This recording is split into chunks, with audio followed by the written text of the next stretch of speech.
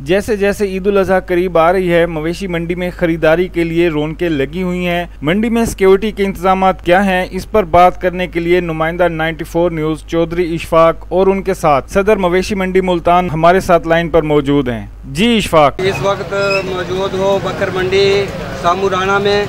आइए व्यापारियों के सदर से बात करते हैं, अमजद शेख अमजद साहब से। अस्सलाम वालेकुम सब दोस्तों को मेरी तरफ से जो आने वाली ईद की पेशन गोई के मुताबिक पहले ईद मुबारक। इस वक्त जो हमारी मुल्तान बकर मंडी में बहुत सामूराना बहुत अच्छे इंतजाम किए हुए हैं इस गवर्नमेंट ने।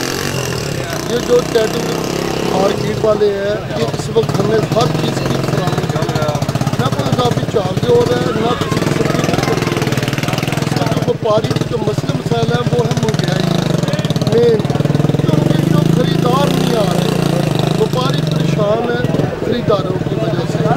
खुदाया को अल्लाह ताला को इन व्यापारी को भी मेहरबानी करे और हमारी आवाम के लिए मेरी तरफ से भरपूर दोस्तों की तरफ से जितने भी मंडी वाले इन सब की तरफ से इन चैनल वालों को खुशामदीद कहते हैं कि इन्होंने हमें वेलकम किया और बहुत अच्छे इंतज़ाम है, पहले सालों से बहुत बेहतर है।